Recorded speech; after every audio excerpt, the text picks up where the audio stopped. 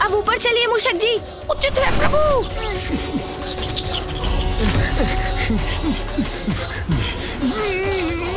प्रभु, मूषक जी तो थक रहे हैं, इनकी गति भी धीमी पड़ रही है।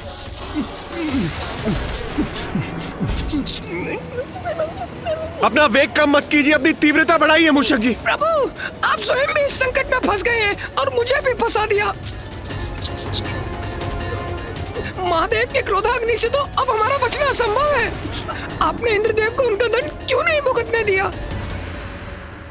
नहीं मूषक जी, ये आप क्या कह रहे हैं? मूषक जी, आप अपना ध्यान बस अपने वेग पर लगाइए, शीघ्र चलिए। जी प्रभु। और इंद्रदेव, आपके समक्ष आपकी रक्षा का मात्र अब एक ही उपाय है, और वो उपाय है महादेव, महादेव, महादेव, मुझे क्षमा कर दीजिए। मैं अहंकार के वश में कभी नहीं आऊंगा प्रभु। प्रभु, मैं आपको वचन देता हूँ। प्रभु, मुझे क्षमा कर दीजिए। महादेव,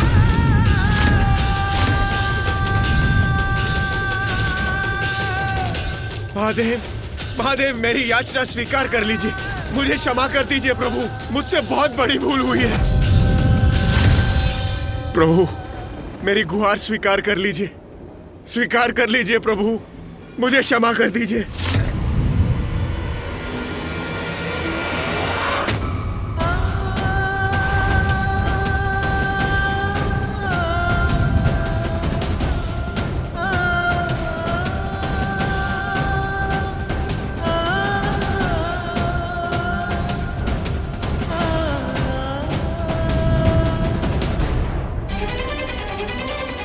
महादेव तो अब भी क्रोधित हैं।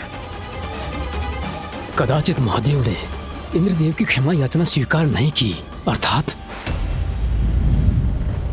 प्रभु, मुझे क्षमा कर दीजिए प्रभु, मुझसे बहुत बड़ी भूल हुई है प्रभु।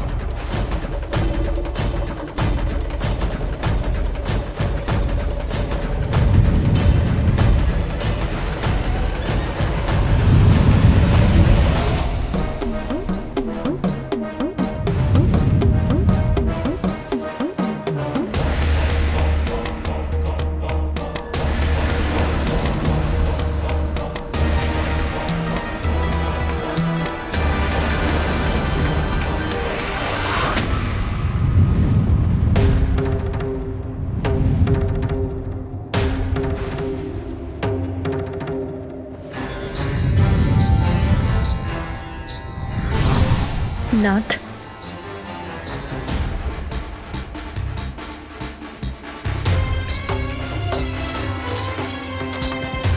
परीक्षा परीक्षार्थी के अच्छे परिवर्तन के लिए होती है, उसके अंत के लिए नहीं।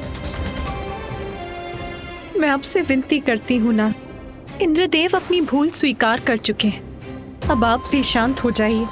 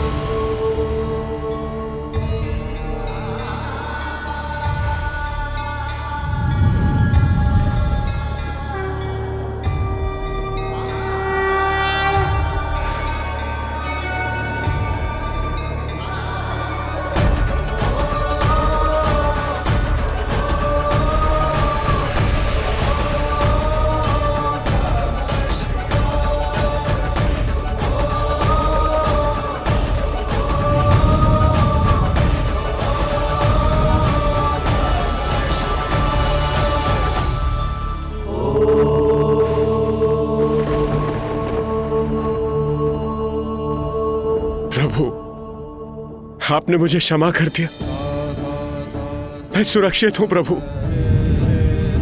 आपको कोटि कोटि नमन करता हूं प्रभु, आपका कोटि कोटि धन्यवाद।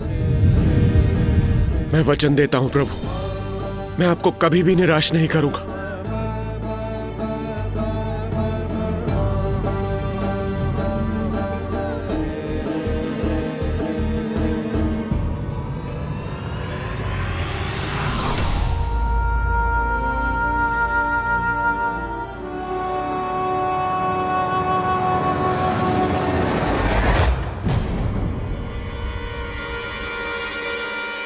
पिताश्री की क्रोधाग्नि तो बहुत निकट आ चुकी है।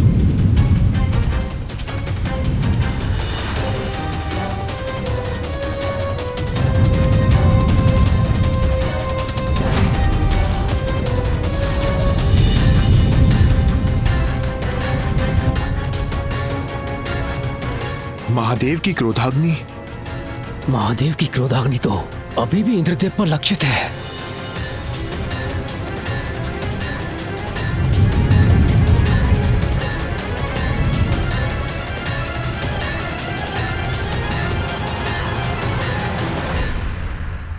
पिताश्री, आपका क्रोध शांत हो गया है। अब तो अपनी क्रोधाग्नि को रोक दीजिए। हाँ हाँ प्रभु, हाँ, मान जाइए प्रभु।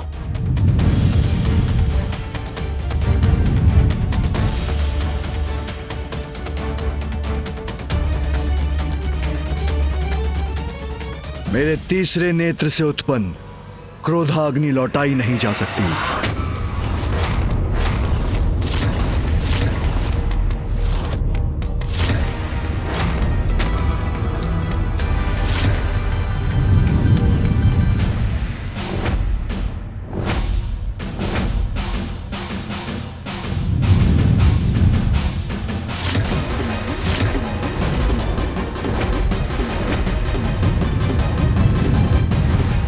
महादेव की क्रोधाग्नि मुझे लीलने वाली है। कदाचित यही मेरी नियति है।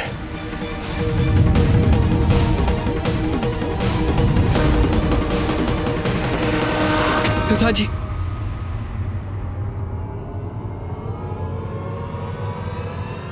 माता, आप भी मुझे क्षमा कर दीजिए और मुझ पर एक और उपकार कीजिए। मेरी पत्नी देवी शची तक मेरे अंतिम संदेश के रूप में मेरे सभी दोषों की क्षमा याचना पहुंचा दीजिए माता।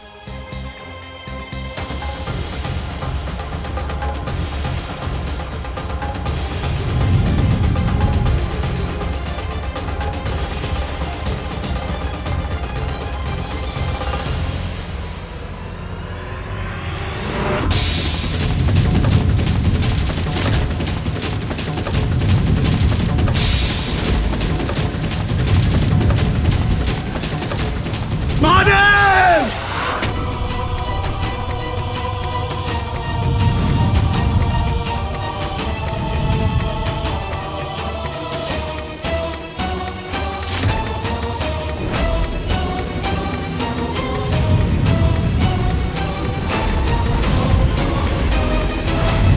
स्वामी,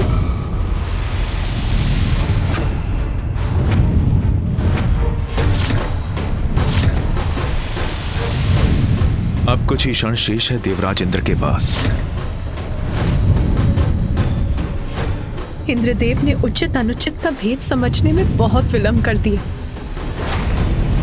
पिताश्री की क्रोधाग्नि की शक्ति को अब लौटाया नहीं जा सकता, तो अब क्या उपाय है इंद्रदेव की रक्षा का?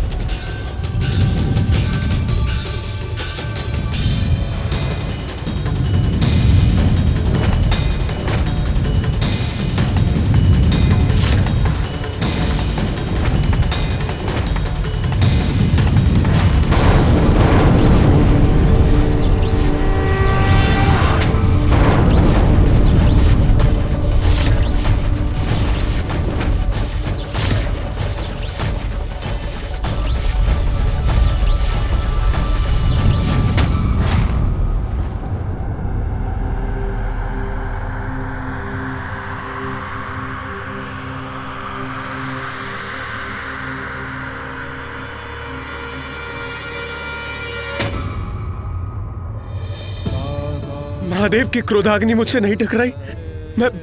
मैं सुरक्षित हूं।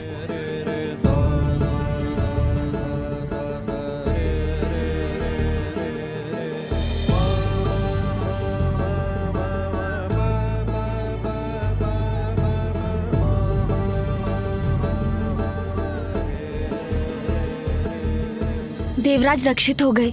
उचित समय पर पिताश्री ने अपनी ऊर्जा से क्रोधाग्नि को पीछे धकेल दिया। देवाधिदेव महादेव की दया उनके क्रोध से कहीं बढ़कर है।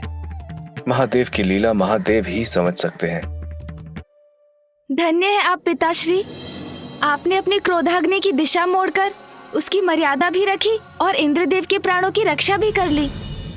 प्रभु, आपने मुझे क्षमा कर दी, मेरी रक्षा की आपने। मैं कृतार्थ हुआ प्रभु। आपको कोटि कोटि नमन करता हूं प्रभु।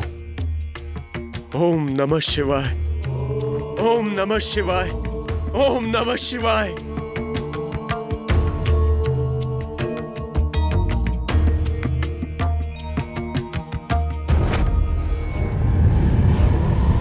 किंतु पिताश्री, आपकी क्रोधाग्नि ऐसे तो शांत नहीं हो सकती। जब तक किसी को लक्षित नहीं करेगी तब तक ये शांत नहीं होगी।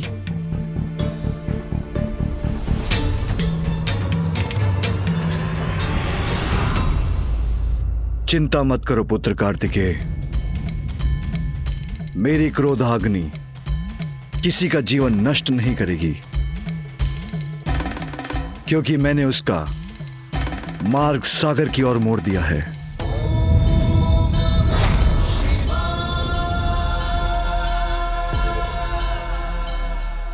अद्भुत पिताश्री, अद्भुत।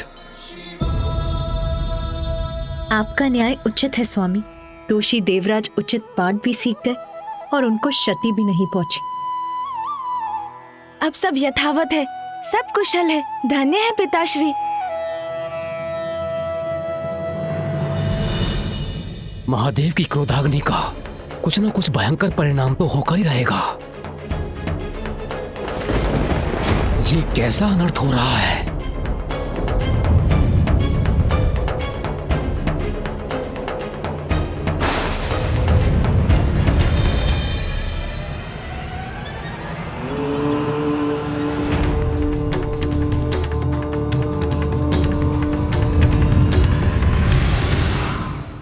मेरी क्रोधाग्नि अब सागर में विलीन हो गई है। ये शुभता के लक्षण नहीं है।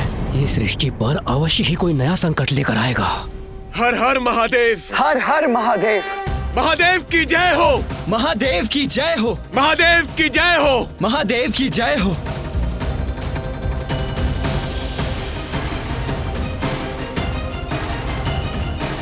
इंद्रदेव को क्षमा करना आपकी उदारता का उदाहरण है स्वामी। ये महादेव ने क्या कर दिया? उनकी क्रोधाग्नि जल से शांत नहीं होगी। अभी तो मुझे शंका है कि जल और अग्नि दो विपरीत तत्व एक साथ आएंगे तो कोई ना कोई विचित्र अप्राकृतिक संकट जन्म लेगा। मुझे महादेव को अभी सचेत करना होगा। महादेव तो निश्चिंत होकर कैलाश लौट रहे हैं।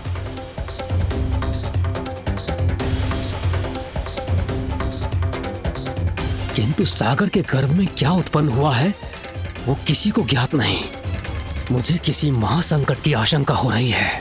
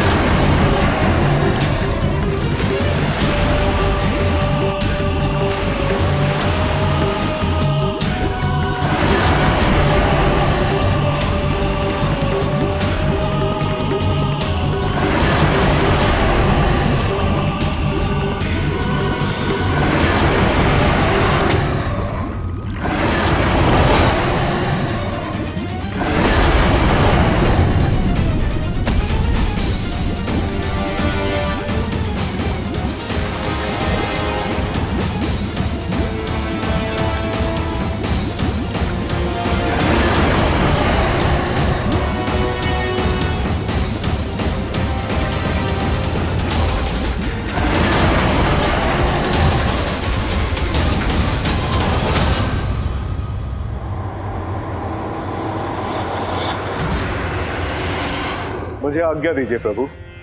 देवी सची ने मुझे इंद्रदेव को सुरक्षित रखने के लिए उनके साथ भेजा था, और अब वो कुशल है तो मुझे प्रस्थान करना चाहिए। देवगुरु, अहंकारवश मैंने आपसे बहुत कुछ अनुचित बोल दिया, मुझे क्षमा कर दीजिए। देवराजेंद्र, महादेव की कृपा से अब सब कुशल है।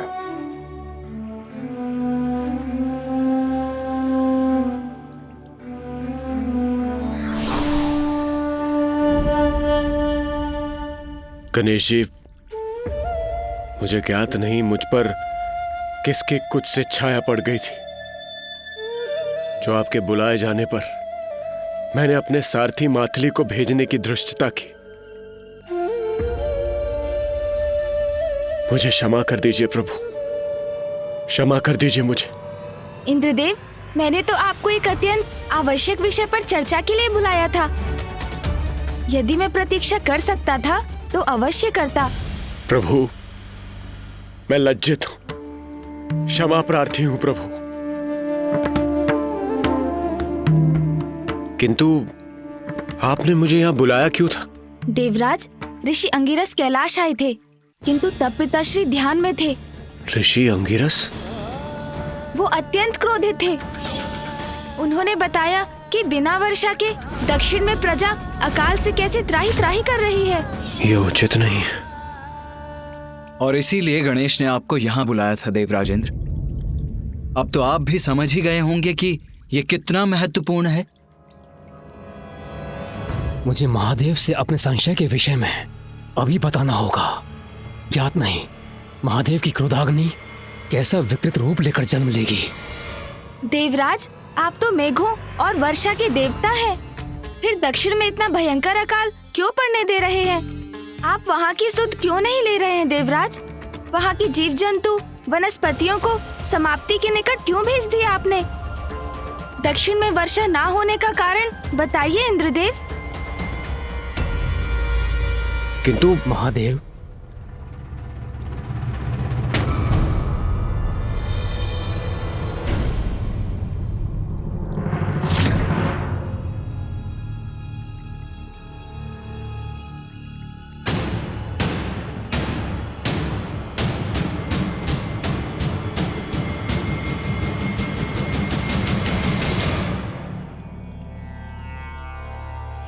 महादेव, ये बहुत बड़ी चिंता का विषय है, हमें अभी चर्चा करनी होगी।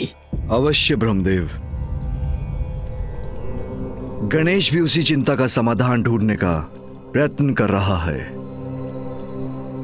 गणेश भी समाधान ढूंढ रहे हैं, अर्थात उन्हें भी सागर में उपस्थित संकट का आभास है। हाँ फूफा जी, मैं इंद्रदेव से अभी अभी दक्षिण के अकाल की चिंता पर ही विचार कर रहा था। दक्षिण में अकाल?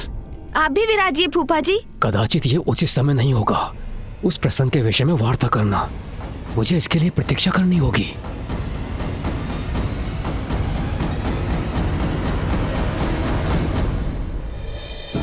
तो बताइए देवराज, दक्षिण में पड़े अकाल का क्या कारण है और आप इसका समाधान क्यों नहीं कर सकते? किंतु प्रथम पूज्य श्री गणेश जी, कुमार कार्तिकेय, माता पार्वती, दक्षिण में पड़े अकाल का कारण मैं नहीं।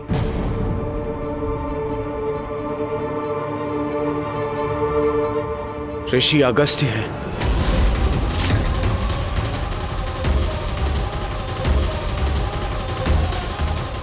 ऋषि अगस्त्य? ये ऋषि अगस्त्य कौन है? ये ऋषि अगस्त्य कौन है?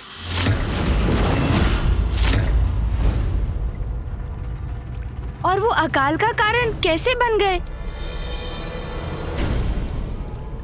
तुम्हारे इन प्रश्नों का उत्तर मैं दूंगा गणेश।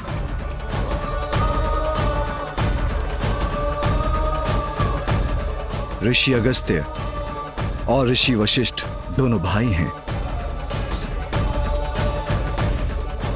दोनों का जन्म वरुण देव के अंश से एक कुंभ के द्वारा हुआ, और अब ऋषि अगस्त्य ने दक्षिण की नदी कावेरी को अपने कमंडल में रख लिया। उन्होंने नदी को कमंडल में रख लिया? यदि ऐसा है तो मुझे जाने की अनुमति दीजिए पिताश्री, जिससे मैं उस नदी को उनके कमंडल से मुक्त करा सकूं। ऋषि अगस्त्य ऐसा नहीं होने देंगे गणेश। किंतु क्यों पिताश्री? क्योंकि वही नदी ऋषि अगस्त्य की पत्नी भी है। उनकी पत्नी? कौन है ये अद्भुत स्त्री पिताश्री? पुत्र, ऋषि अगस्त्य की पत्नी लोपामुद्रा का जन्म दक्षिण की नदी कावेरी बनने के लिए ही हुआ था।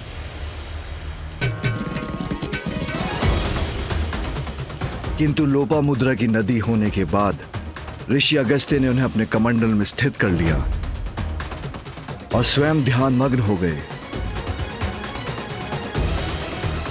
जिससे नदी उनके कमंडल में बंद कर रह गई।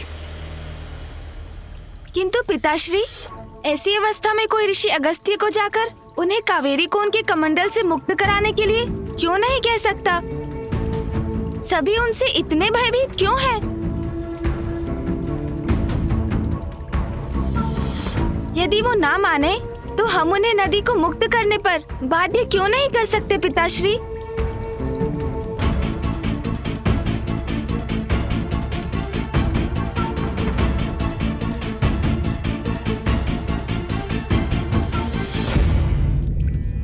क्योंकि गणेश, ऋषि अगस्त्य की महिमा हम सभी देवताओं से भी कहीं अधिक है।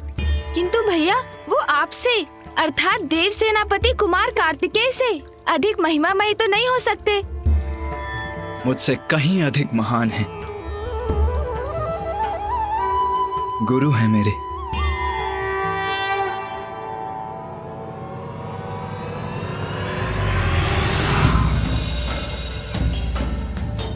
स्वस्ति न इंद्रो वृतश्रवाः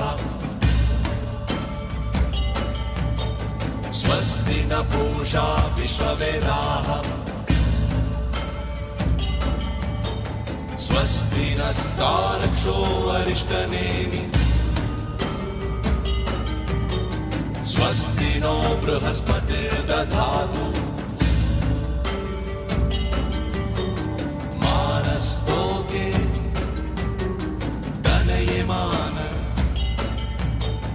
आयुषिमानो। तपोबल के ही धनी नहीं, ऋषि अगस्त्य तो युद्ध कला के भी बहुत बड़े ज्ञानी हैं। मानो वीरानुद्रभामिनो बधिरः विश्वमन्तसस्मित्वा हवामहे।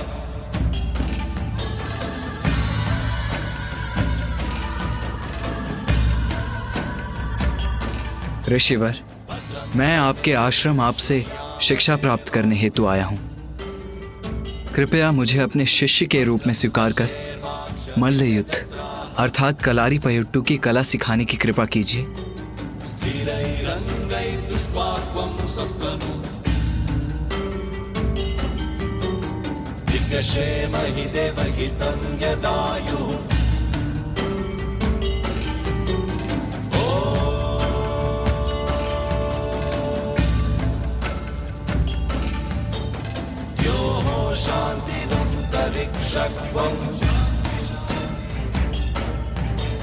शांति पृथ्वी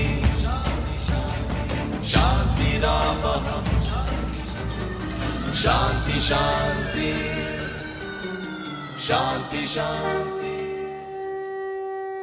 कुमार कार्तिकेय, तुम्हारा प्रशिक्षण कल भोर में प्रारंभ होगा।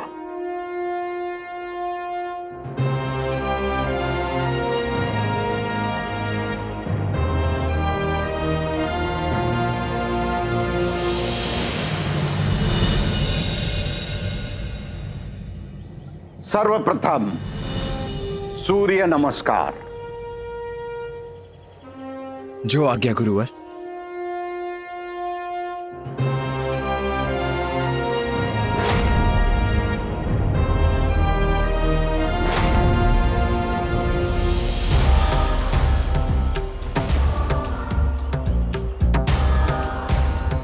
युद्ध में एकाग्रता और तत्परता दोनों ही आवश्यक हैं। जी गुरुवर।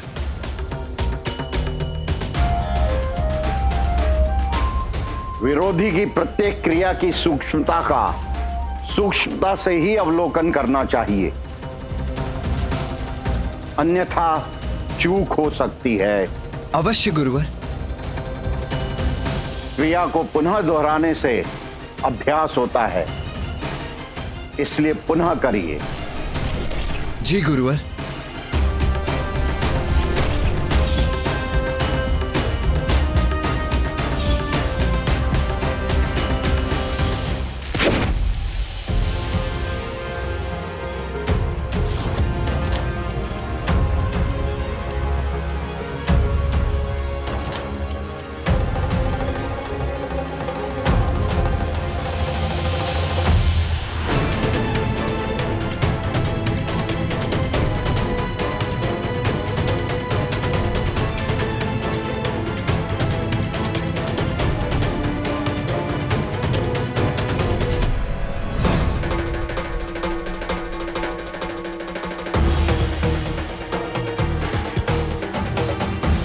पुनः प्रयत्न करिए।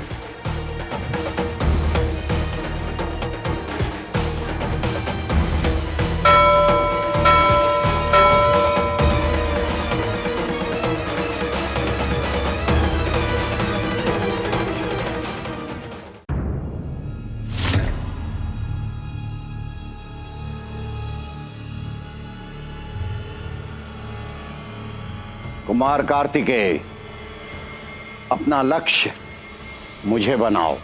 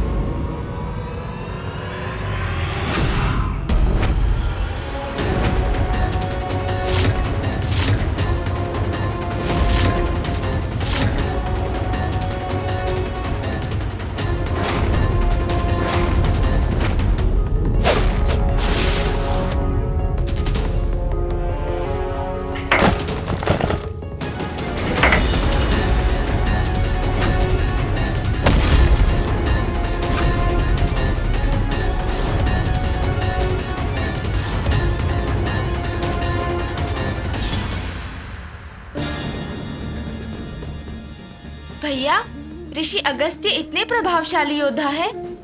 हाँ गणेश, मैं अति भाग्यशाली हूँ कि मुझे ऋषि अगस्त्य जैसे गुरु मिले। उनकी प्रतिभा के बारे में जानकर तुम भी अचंभित रह जाओगे। तो बताइए ना भैया, फिर क्या हुआ?